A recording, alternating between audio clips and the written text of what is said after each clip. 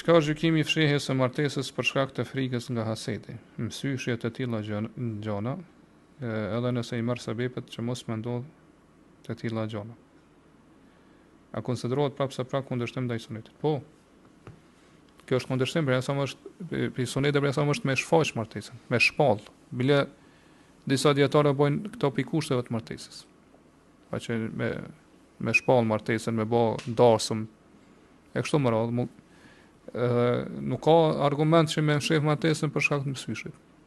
Edhe kjo gjë subhanallahu bë shumë e çuditshme. Nuk ka domthon bazë sunet pejgamberi sa që kështu më i fshef gjërat, çish po veprohet ose çish po porositet tash.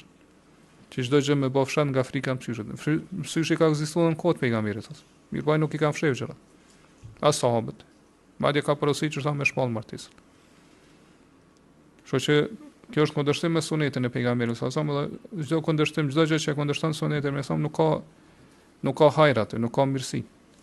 Mirësia është në pasimin e sunetit pejgamberit sallallahu alaihi wasallam. Muslimani nuk do me jetu me kësaj lloj frike.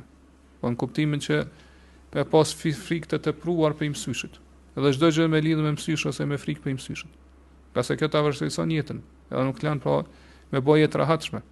Nuk i domthon zemër të qetë. Friksohesh për çdo gjë. Mos më bin mësysh, mos kështu. Të mbështet jo Allahut, merr shkaqet sebepet edhe Allah subhanahu wa taala mbron. Po kry farzat, obligimet, mund se shkry dhikrët që kanë ardhur po me gjaz mbrëmje kur në shtëpi kur dal për shtëpisë të tjera. Edhe Allah subhanahu wa taala mbron pikë këtyre gjërave. Nëse ndodh mos sabër, pejgamberi sa më shprovu me sehr. Edhe kanë i dërguar i Allahut.